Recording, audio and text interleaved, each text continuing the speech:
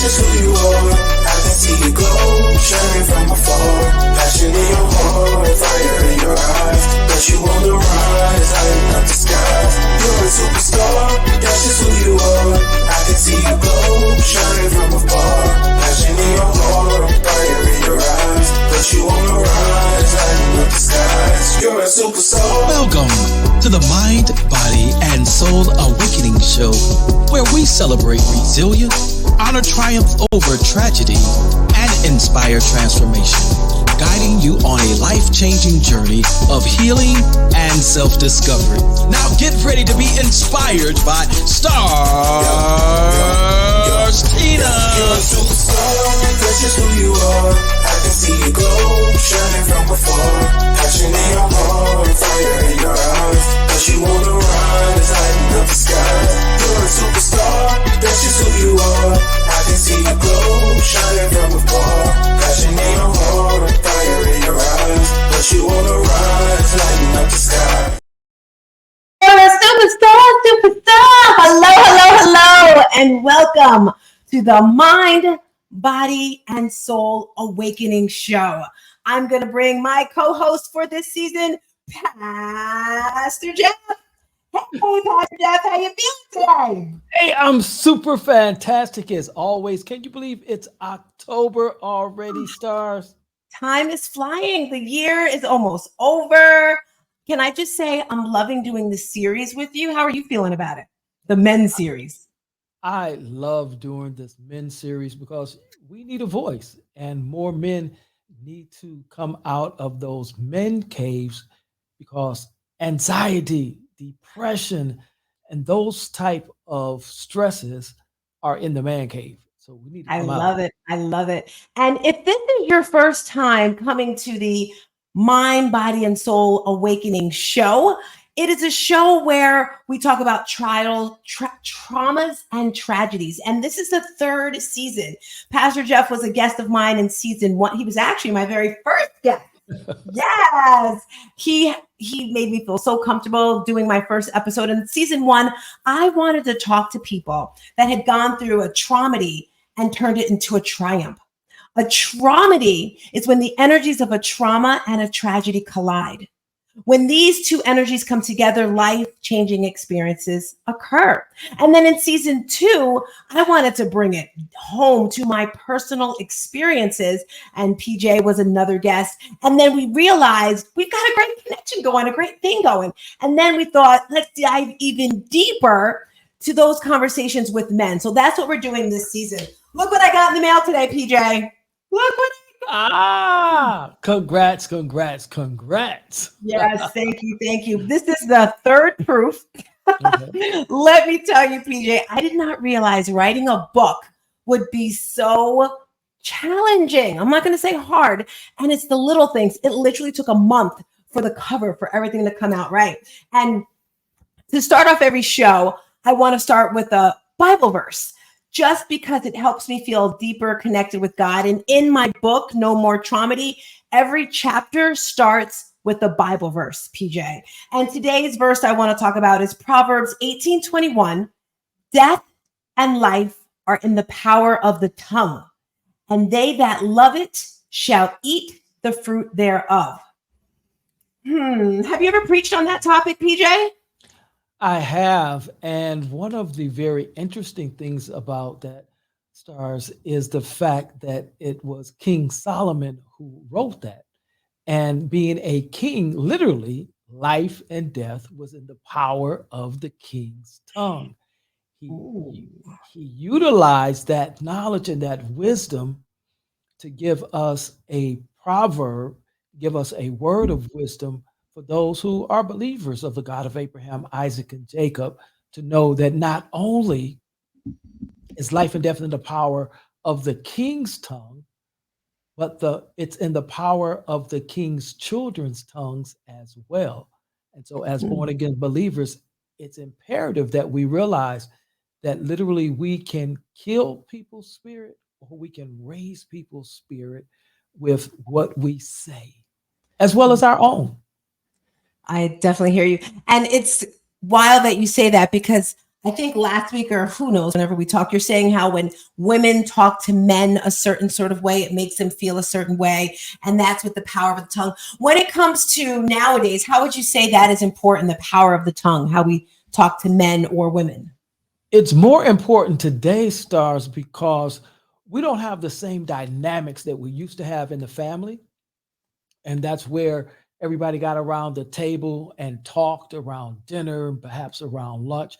Now we live in this microwave society. We pass each other. We may not even sit down and eat together, or we're in the car and you're eating from Chick-fil-A and he's eating from Burger King or whatever. And so now it's really imperative that we're very selective in the words that we use to not only talk to ourselves, but to talk to our spouses and our loved ones. Yes. And so today's guest, let me tell you a little bit about him, PJ, and everyone listening. Tell me. So, I'm Tina, Stars Tina, right? And I talk about a lot of things, but most of the times I really don't talk about my personal relationship. I don't say if I'm married, if I'm single, if I'm with anyone. And I decided in the beginning of this series, being that it was about men, that one of the series I wanted to bring my guy in.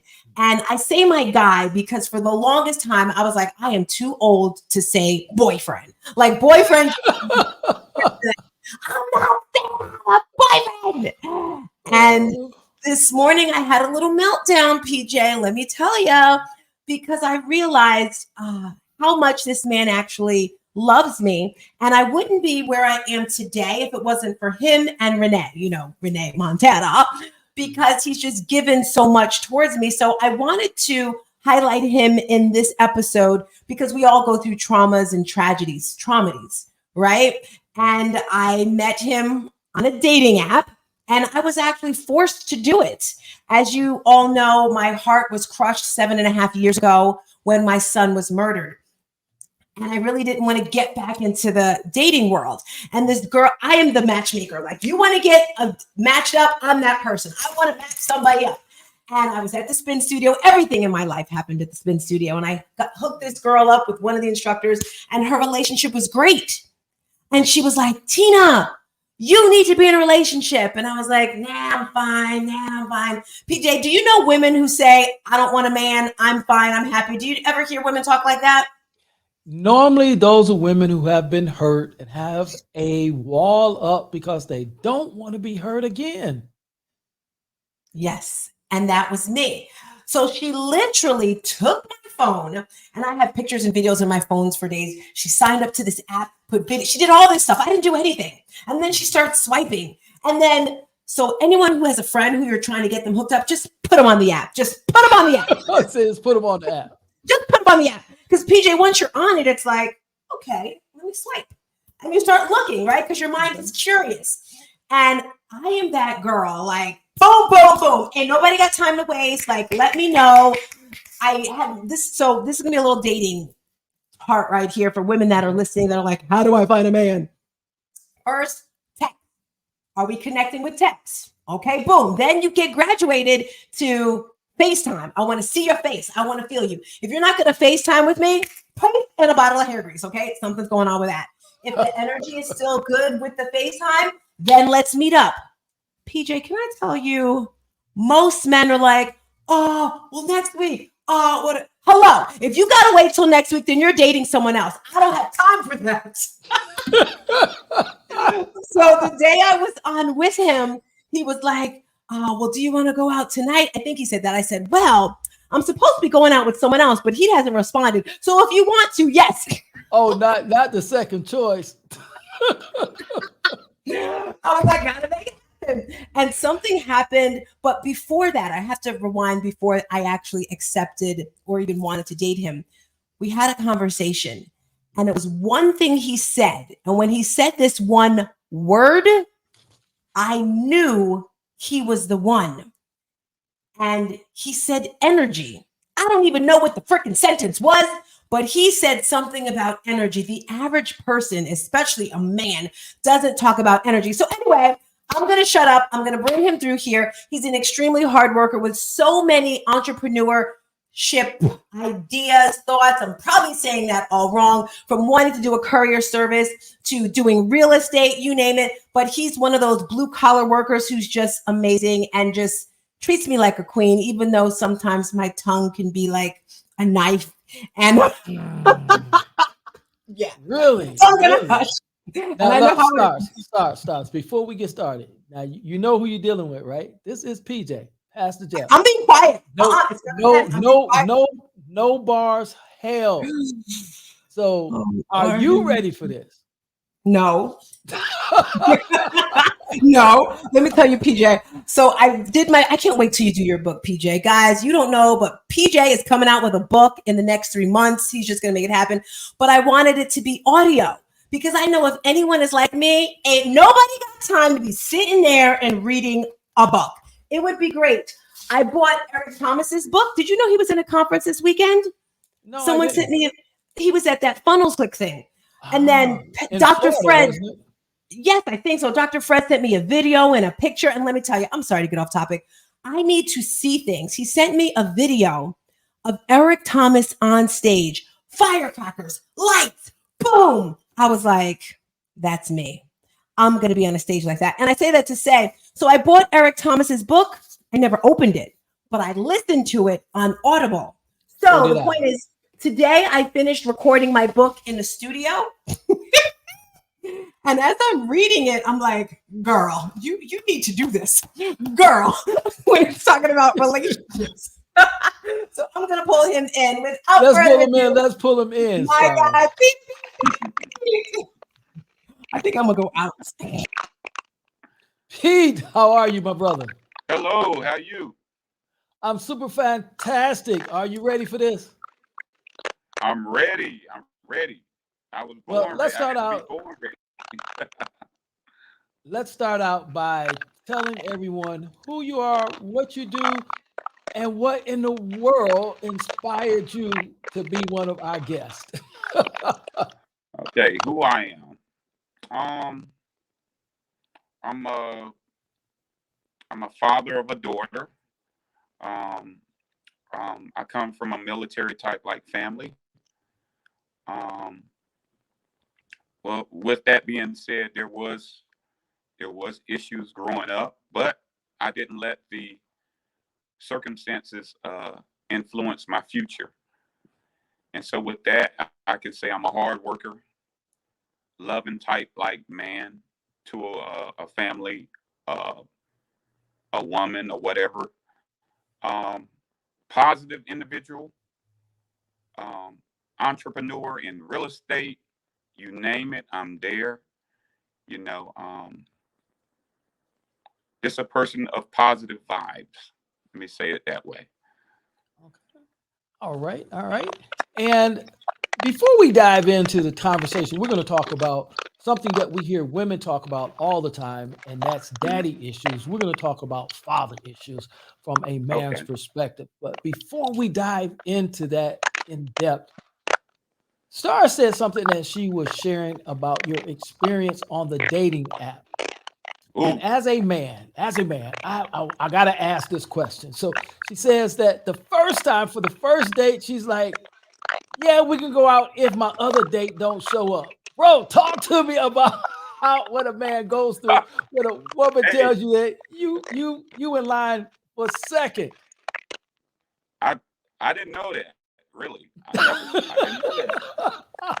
I don't remember that. I remember something different. I didn't remember that though. But well, tell us what. See, one of the things I've learned, Pete, in relationships is that men and women here can hear the same thing, but they process it different. So tell us what you heard. Tell us your story. Yeah. Well, for me, if I'm to be honest, like there was a situation happened. I had a flat tire en route to see Tina. And being a spiritual energy type like person, we have like a great relationship as far as like conversation. But in my route there, I was kind of like a little discouraged. I'm like, okay, God, I got a flat tire. Is this a bad sign? Da da da da.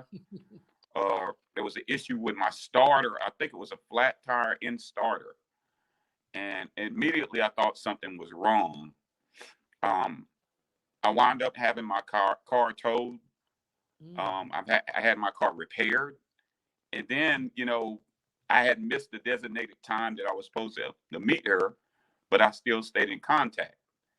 And I believe I wound up going. I still went. I didn't let that stop me. Okay.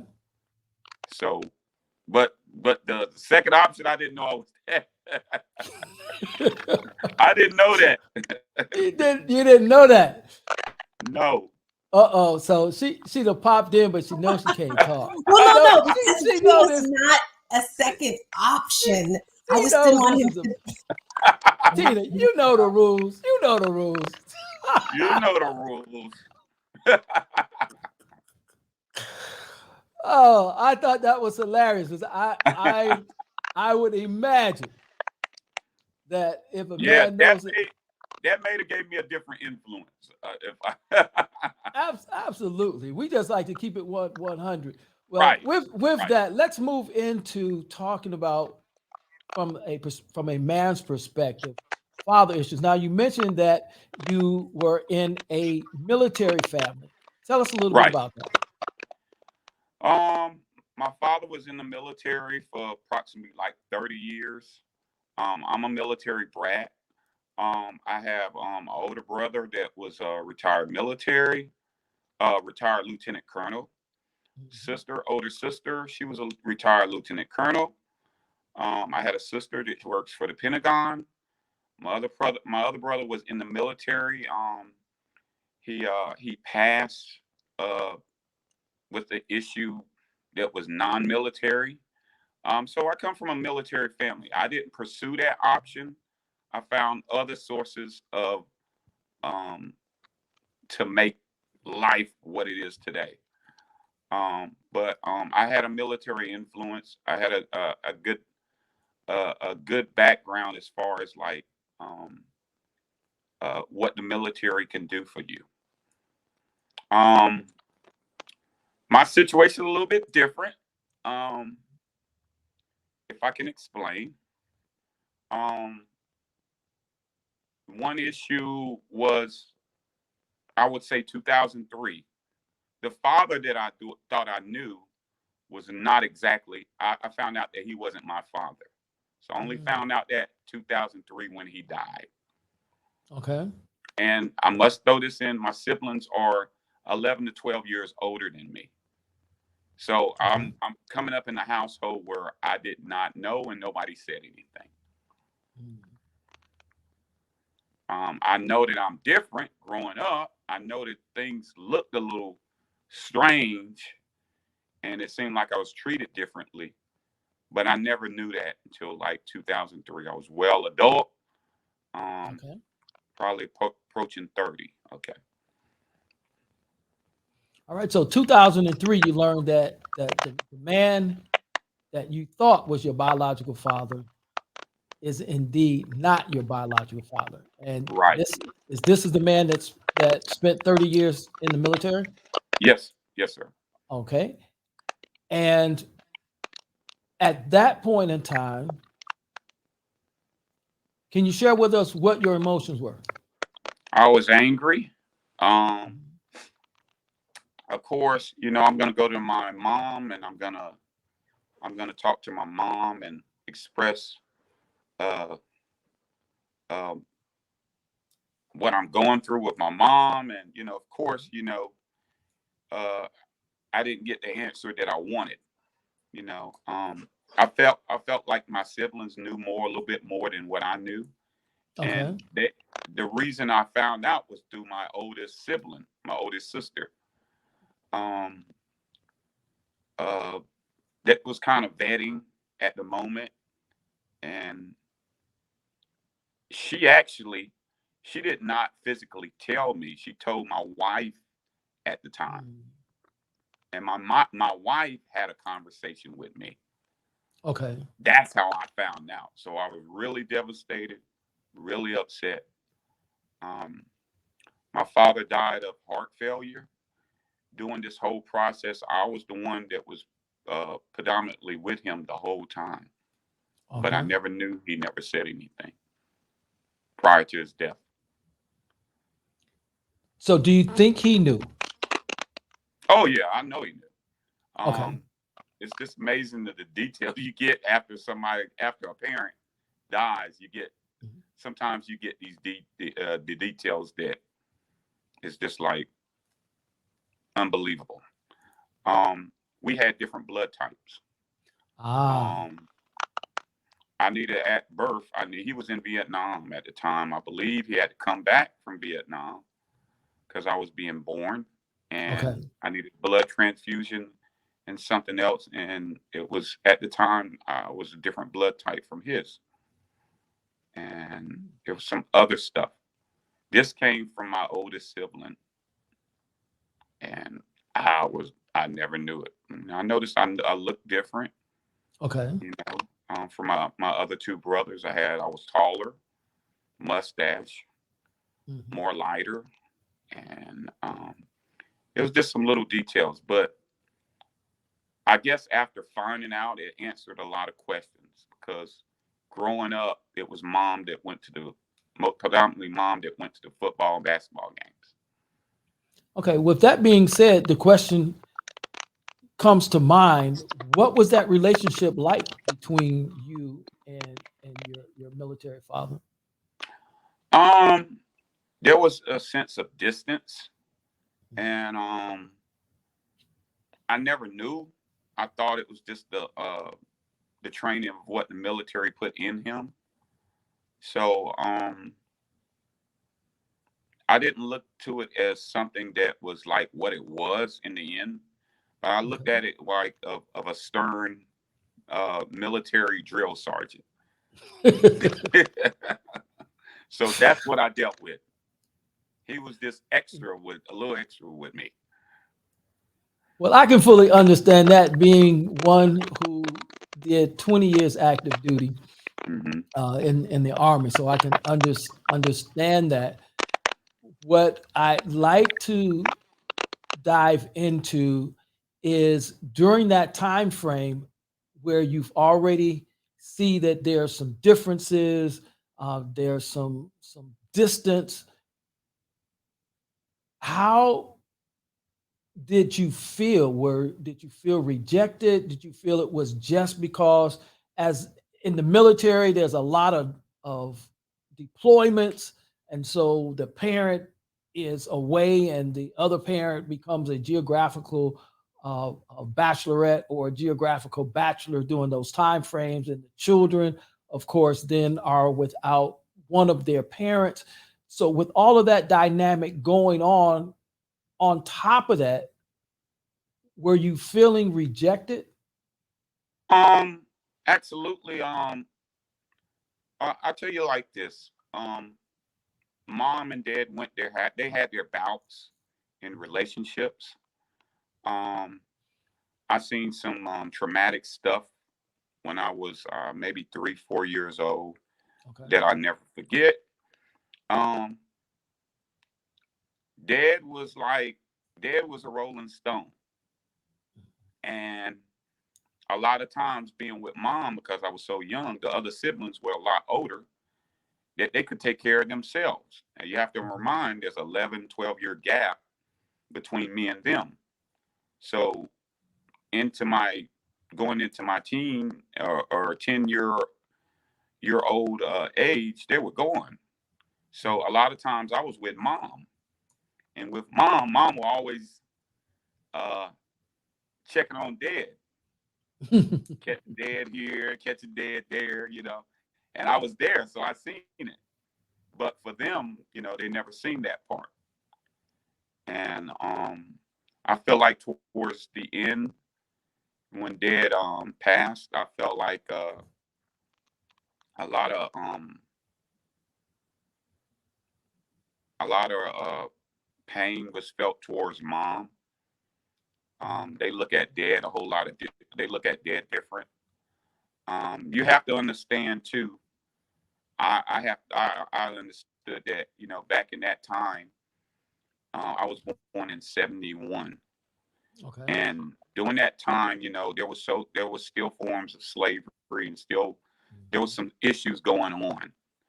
And being a woman that's left back here, and your husband in Vietnam, and you not knowing, or wherever he was over there, you not knowing if he was coming back. And it was a different kind of element that she had back here with all these kids here. So Right. I understood that, but for my siblings, I guess they looked at it maybe in the latter years as a different way, Well, how could you? And, I heard stuff after he passed, like, well, who are you? You know, you're Mhm. not, you're not part of us. And, you're not, we don't have the same dad. I hear that kind of stuff. I've heard that stuff in recent years. Okay. Um, so, and I'm currently dealing with stuff, but like I said, I didn't let any of that kind of stuff like uh, influence influence my life. Like I said, at a young age, I've seen some traumatic stuff. I've seen the fights. I've seen mom stabbed. I'm talking about by dad, Oh, and wow. um, mom left. When mom left, she took me with her. The other kids was with dad, and uh, this was a traumatic experience for me. Um, I never knew who my dad was, my biological dad was. I'm interested into finding out who that is today. I was given inspiration by Tina. Okay. Um, Tina's brought a lot of stuff that she brought out a lot of stuff that I probably would have never really tried to address. Um, Speak, that's what I speaking like of about. Hmm. speaking of Tina, she talks about this thing that she calls a traumedy, Hmm. when a trauma and a tragedy collide. And as you're sharing, you're talking about traumedy after traumedy after traumedy.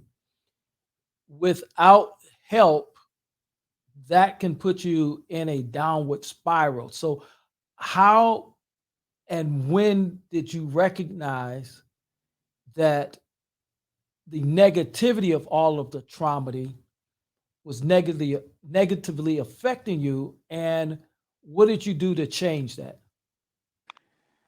My brother that died. I had two brothers. I have one that's a lieutenant. My oldest brother is a lieutenant colonel. My other brother, he was like kind of like you would call the black sheep of the family. He was in the military, but he wasn't in the military, Okay. and he, he stayed in the streets. And he was a real one. He was something else out there. Um, he got me into sports. He played sports, and what I learned playing sports at a young age, I'm talking about recreation, like um, football. It taught me perseverance. It taught me teamwork. It taught me dedication. It taught me everything that may have been neglected at home. It got to the point where I love going to practice. I love getting out of school, going to practice, being with a group of guys that was more of a family, or more of a siblings than I had at home. Mhm. And none of them knew what I was faced with at home. Nobody knew about my situation at home. But with them, I found love. I found like the situation where I do anything to protect my brother or my fellow player, and that kind of like catapulted things in my life to like, um, you fight, you don't quit. Quitting was never an option playing Okay. football. With the coach I had, the type coaching, the coach I had that was monumental, was his name was Rex Perry. Rex taught me discipline. He passed like 3 or 4 years ago, about 5 years ago. He taught me Our discipline. condolences. Yeah, he taught me a lot of discipline. Um, it got to the point when he told me to do something, I did. I played defense. They're like, we need football. Okay, I'm going to get the football. I'm causing fumble. I didn't do it for me. I did it because I felt like the team needed. So with that growing up, I brought that into like that's something that came into my life growing up. So Okay. filling out job applications growing up in life, I didn't let something where if I didn't get the job or I was not, you know, I didn't let that stuff stop me. I got better. I articulated things. Growing up in the household I grew up in, I had to do everything extra hard. Okay. I had to read more. I had to study more. I had to get in contact, learn about credit and stuff at an early age because Mhm. the siblings. I must say this like this. I didn't clarify this. All of my siblings were back to back. So it's 65, 64, 63, 61. Mhm. So with that being said, they were as a unit coming up. Okay. My oldest brother and sister went to Winston-Salem State University. Well, the other two went to Greensboro A&T, and they had the support of one another because they were all there at the same time. I didn't have that. So nobody reached back and say, hey, brother, do this, do that, do that. I didn't have that. Okay. So I had to rely on getting out here and putting myself in situations to learn. And so, like I said, I didn't get in the military like they did. So that may have made things a little bit difficult for me. Okay. But I didn't let that stop me. I kept going. And to this day, I feel like I've done well. Um, Coming from a divorce in like 2016, All right. being being able to come out of that and still have everything that I have and have more now, I can't. Giving up is and quitting is not an option. Quitting is not an option. With that, Pete, let me ask you this. It sounds as though what you've described is while you had older siblings because they were in a unit and much older than you, that basically you grew up as an only child. And in that also because of the relationship with your mom and your dad, that it was almost a single parent type of situation. If correct me if I'm wrong here, but it sounds as though Rex stood in sort of the pseudo father. Was that your male role model? Because it's been said that it takes a man to teach a boy to become a man. Was Rex that guy for you, or who was that guy? Actually, Coach Rex, my brother that passed in like 1990, Mhm. you know, him and Rex were actually classmates. They Okay. actually played football together. So I have to give credit to my brother who brought me in contact with Rex. My brother did some occasional coaching, but Coach Rex taught me discipline. Yes, you're right. You're right with saying that. Now I want to ask you a hard question. Hmm. With that type of a background and you becoming a father, how did that trauma over and over again, because you've described several different traumas, how did that prepare you to be a father of your daughter? Okay, great. That's great. Um, at a young age, uh, I witnessed the challenges the challenges with my sisters because my dad was military and he wasn't always around. So they got out there a little bit. They got out there and they got in trouble. My oldest sister did wind up getting pregnant, this, that, and other. And my other sister, my dad had to literally go out there and find her. So, and my brother, my youngest brother, stayed in trouble. But this was because dad wasn't always around. Okay. So what I learned out of all of this was, this is what I do not want a reflection of for my life. I don't want to argue with my wife. I'm not going to fuss and fight with my wife. My kids are going to be orderly. I'm going to be around. I'm going to be that dad that maybe I didn't have. And, you know, or daughter, you know, I have one daughter. I didn't say that. But I'm going to be that dad that I didn't have. And my daughter was born on September 11th. And so it was kind of like a monumental, like, situation for me to, like, okay, this is real. I'm not gonna be that stereotype. I'm gonna be something different, and I'm gonna live it right in front of her. Good, So good, to good. answer your question, yes, that's what happened. I turned the bad and made a reflection of what good I can bring out of this situation to my daughter and my family. I want to say a belated birthday wish to your daughter, 9/11. That's also my mother-in-law's birthday. So Okay. we know with the significance of what happened on 9/11, it's a day that that our lives will never forget. I Did I want to answer talk your about, question? yes, I want to talk about, well, we're going to dig a little bit deeper, but I want to talk about that T word and that C word that men like to shy and stay away from, therapy and counseling. What part did they play in your recovery? Therapy. I received my first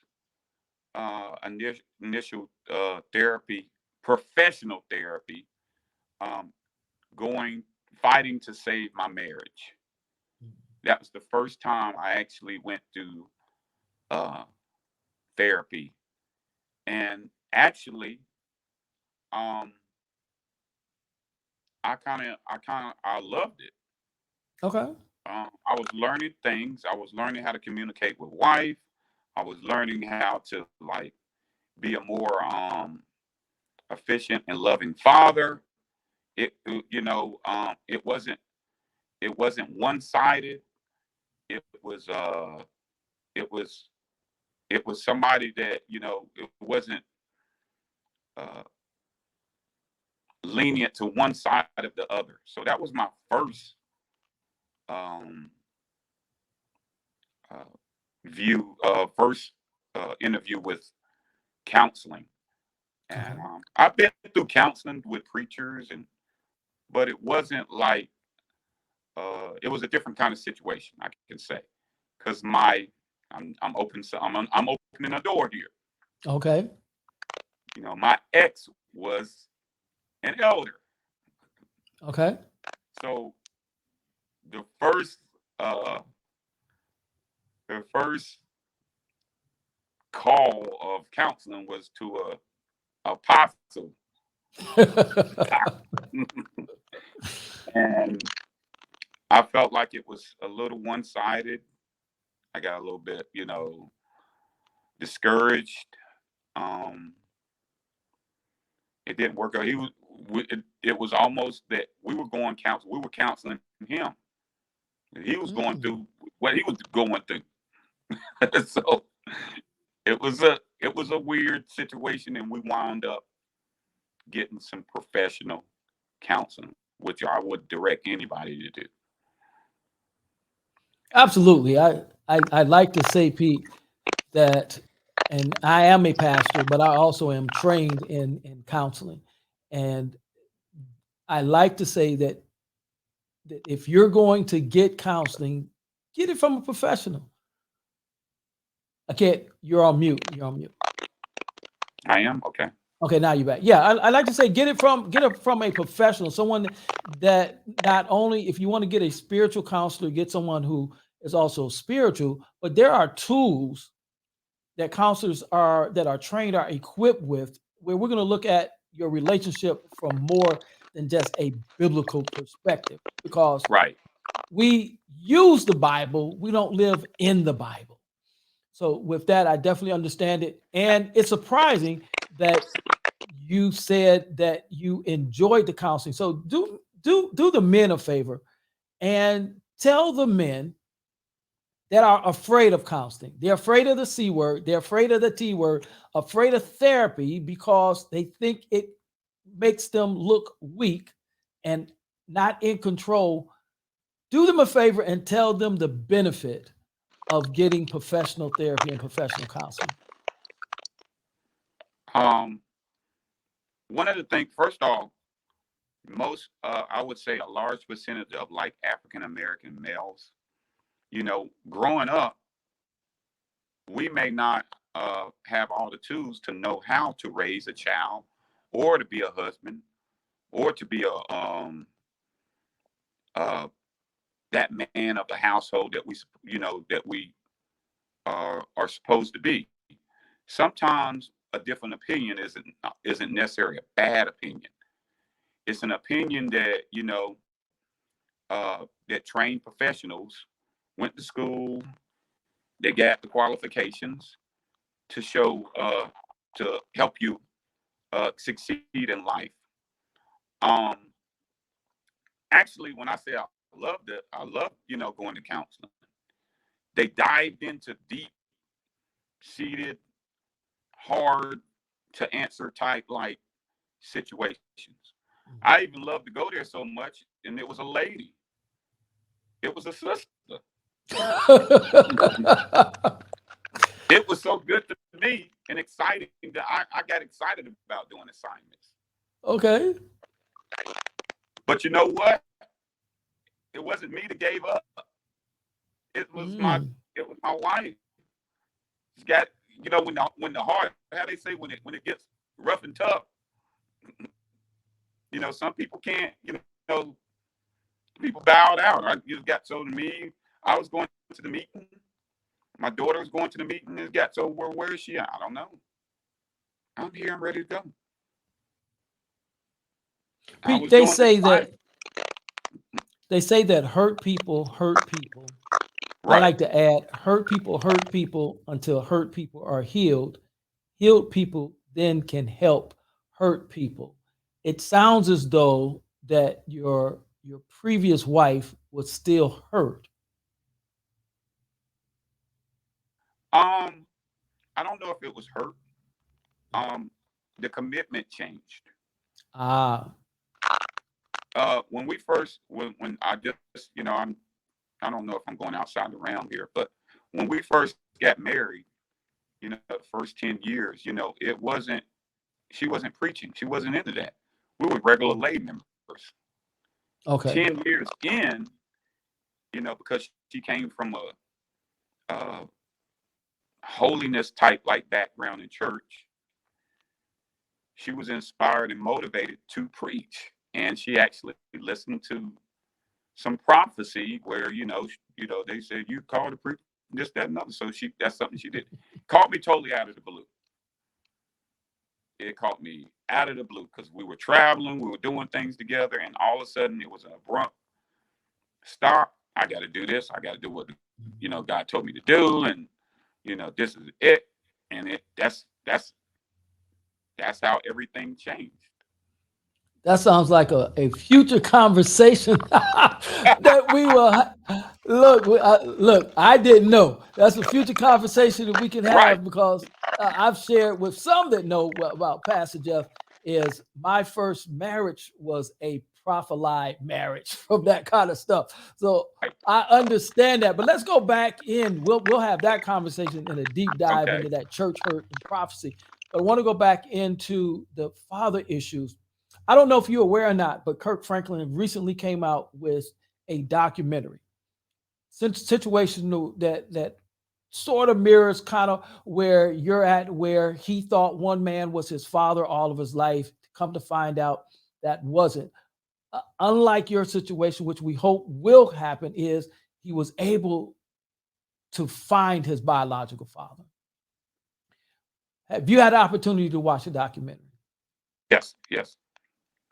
And it's Would you? kind of like influenced me more to like, okay, things are different than it was some time ago. Now it's just like there's no excuse why I shouldn't know at least my father or my other siblings that may be out there. So yes, now with him and like just like her, I was lied to. My mom told me she didn't know, and you know, she told me the guy that that was my biological, that's your dad.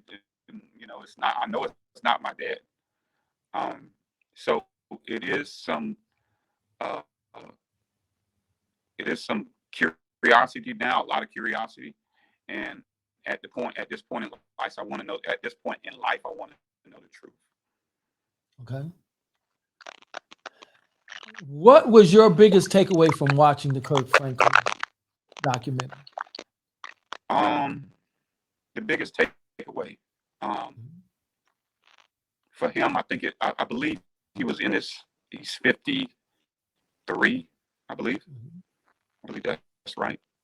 It took 50 years for him to get to the truth. I'm 52. Okay. So the inspiration behind watching that video was so compelling because I see myself in him. And we don't know why we're wrestling with things, dealing with things physically and spiritually until, the truth about who we are or our gene or who we are, we don't know why we're wrestling with these things until we find out, we get some revelatory truth of who we are. And I can say that too. There was one point in my life I didn't know who I was. It just felt like I was a roommate when I was living with my mom and my dad at the time growing up. I didn't understand it. I didn't know what normal and what abnormal was. And like I said, 2003 was it was a very challenging time. I was married, then soon after going through a divorce, and there was times of suicide that, with my marriage, I don't, no matter what nobody says, divorce is a failure. That's the way I felt. I failed, or I couldn't keep my family together. And So I have to pause you right there. I have to pause you right there for a moment. Is that still your sentiment? Mm-hmm. Do you still feel that divorce is a failure? No. What it took was my daughter before I divorced. I didn't want a divorce because I didn't want my daughter to experience a household that was similar to what I grew up in. Right. Now, the person I was with was so stuck on you gotta preach, you gotta do this, you that. Now, well, I knew that wasn't me, so it was fussing going on. My daughter walked in the room one day. She was maybe in her early teenage years. If anybody knows anything about what's going on, it's the kids. And sometimes the kids educate us. Right. My daughter went in there in the room. When we were fussing, we stopped fussing. She said, "Mom, be quiet. Daddy, be quiet." She said, "Dad, I'm gonna love you even though you and mom are not together. She said the same thing to my wife at the time. She said, Mom, I'm gonna love you the same if you and dad are not together. I said, Insight. I want you happy, Dad, and Mom, I want you happy. And that kind of like, it kind of released me. It hurt me, but it released me too. Because I knew I did what I could. Um, so did that answer your question? Or you want to dig a little bit deeper? Well, I want to dig a little bit deeper, and Okay. if I want to walk lightly here because, Okay. as you've expressed, you still want to know who your biological father is. So that says that there's still some hurt, there's still some pain. So I want to ask, without going into the pain, were there emotions that you've been healed from that you experienced as you watched the documentary? Yeah, there was a lot of emotions running around like, wow, when I watched this video, I'm like, man, his dad was so close to him. So a lot of times who this person he may be somebody in the area. And I do remember at a young age, when my mom was young and she took me when they separated at a time, there was some guy that she was with. And I often wonder, I wonder if this guy, because she left. So I wonder, was he my father? And, looking at Kirk Franklin, of course, when you're dealing with family and siblings, you're going to hear all kinds of stuff out there. I felt like I was him.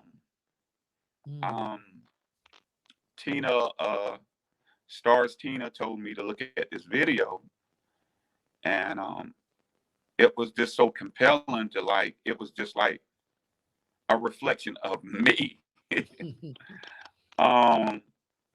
And even like doing this interview, I was like, I'm anticipating sitting down talking to my biological father, Right. if he's here, and or meeting my stepsisters or stepbrothers. So yeah, the discussing the hard parts or the traumatic parts, that's very important to get healing. Because until you bring it out, I don't know it's there until you ask that question. Because now I'm acknowledging it and I'm digging into it. And if we don't deal with these things, this stuff, we can take this into relationships, into our business, and we certainly want to deal or address the situations that from our past that can influence what we approach in our future. Yeah, it absolutely goes into every aspect of our life. And it's almost time for Tina to come back in. We've got maybe time for a couple of more questions. And I want to stay there with the Kirk Franklin documentary for a moment, as I recognized that as I watched it, I went through emotions of, I cried, I laughed, I felt the distance that my dad is deceased. And that relationship that Kirk was able to begin establishing with his father, I wasn't. So I recognized those emotions. Kirk took 2 DNA tests that were key in him finding his biological dad. We live in an age where some men want to take the test to prove that they're not the father. Some men don't want to take the test because they don't want to know if they are the father. And then some aren't ready to deal with the skeletons in the family closet that are in this 50+ age bracket. My final question is, where are you in that group of men? I would say I'm at the point where I want to know. Um, like I said, to me it will answer a lot of questions. Um, I want to deal with it. I don't want any. I don't want leaving this earth. I don't want any stones, any rocks that hasn't been uncovered. So for me, it's getting inspiration from this Kirk Franklin video. Whatever it takes, to be a better, to be to my full potential. This is what I want, and I wrestle with it. I did the same thing. I didn't cry because I've cried so much in the past. I cried like days and days when I found out that there was a possibility that this guy wasn't my father. There was a lot of pain, a lot of animosity towards my siblings. There still is. It's like a war going on now against. It seems like they're not accepting me, and maybe that probably is the drawback. But for me, it's healing. I don't want to leave the earth here with any guilt, any animosity towards anybody. Well, I want you to know, Pete, I've enjoyed this interview. You have a brother. I will make sure that you get all of my contact information. We definitely have to have another interview. We have to do that church thing. And I want to do something before we go back to stars. You don't mind if I say a prayer, do you? No, I don't. Father, we bless you, we praise you, and we thank you. And we know that you know all things. And you said if we would come asking, if we seek, we shall find. As Sherman Peterson seeks his biological father, as he knows you as his heavenly father, I pray now that you will put him as biological father together, that you continue to heal the hurt and the pain that he's gone through in childhood, and every other son that's looking for their father, for every other daughter that's looking for their father. God, we pray that you would bring them together. In the name of Ben Yahweh Yeshua, Jesus Christ, we thank you. Amen. Stars, over to you. Hey, love that, man. Woo! Pastor Jeff, you were pretty amazing with the interviews, giving you a high five. Pete, thank you for being transparent and sharing with us. And anyone who's listening, Renee, can you put Pastor Jeff's information on the bottom of the screen for anyone that's watching? Because PJ, did you say you were a therapist? Because I know this definitely helps Pete. I could feel his energy changing and shifting. And I always talk about the importance of sharing your story. Well, I'm not a therapist. I am a trained marriage and relationship facilitator. I am a practitioner of NLP, neuro-linguistic programming, and timeline therapy. What does all that mean? It's sounding like Chinese. You're like over my head.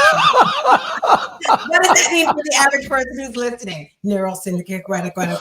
So NLP, neuro-linguistic programming, stars, is just our brain and our unconscious, where your average or your typical therapist deals with you from a conscious perspective. So we go into the unconscious, which means not that we're lazy, but we allow you to do most of the work, because that's where it has to be done in the first place. And therefore, we look and seek for, I would say, a speedy mind shift and recovery, versus you have to come see us for 10 to 15 years.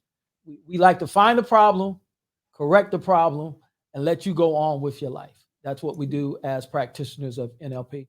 And as a facilitator, I'm just a different word for a trained coach for marriage and relationships. And how can someone find you who's actually listening? They can find me at www.meetpastorjeff.com, or my website, i-inspire.club. If you're on Clubhouse, you understand the club, i-inspire-club. And we will have a new website coming up very soon. I love it. Pete, thank you for coming through. I am Stars You, Tina. Pete. Don't forget to order your No More Traumedy book. This is season 3. It's all about the men, and we are out. Let's do it. That's just who you are.